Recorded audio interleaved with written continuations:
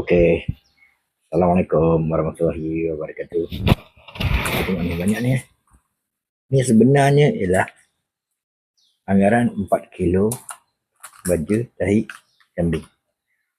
Sedap rasa sebut tahi kambing dalam bahasa yang lebih sedap kita dengar dalam bahasa sains. Dia sebut tinja kambing.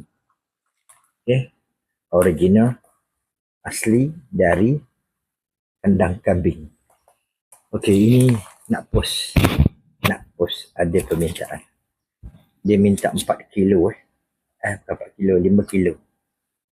Dia minta 5 kilo. So, ni lah 5 kilo. Ada ekstra satu kat bawah ni. Tak apalah, saya bagi dia ekstra. Ada masalah. Kita punya sendiri kan. Okay. Saya tak pernah lagi orang order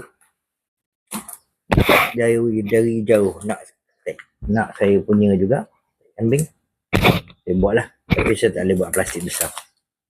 Saya boleh buat plastik kecil-kecil sini. Dan maksudnya saya dah repack lah. Okay, saya guna plastik yang boleh vacuum ni. Habis plastik vacuum ni mungkin saya akan beli lain lah, plastik lain. Okey, ini anggaran 500 gram. Okey, 500 gram lah. Okey, so semua sekali ada 10 pack. 2, 1, mana kalau 10 berarti 5 kilo lah. Okey, saya akan post. Ni nak post ke mana? Jauh ke Terengganu. Okey, untuk ni saya guna ni lah. Nampak tak ni? Ni. Saya guna benda ni. Ni dia. Apa? Vacuum sealer. Sedut dia. Dia sedut. Dan dapatlah hasil seperti ni. Ni. Okey, sungguh pun macam tu memang baguslah Abang. Tapi saya mula-mula tak pandai guna. Macam ni jadi dia. Dia tak apa melekat lah. Lepas tu saya dah pandai. Okey lah, jadilah macam ni. Okey, alhamdulillah. Memang mudah gunakan sealant.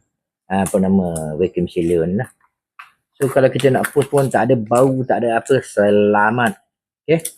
Semua ni saya akan masuk dalam kotak dan akan post. Original dari Kobunden. Dekat ni terima kasih pada yang nak. Saya tak ada pilihan lain saya kena post dan bila post dah jadi macam menjual.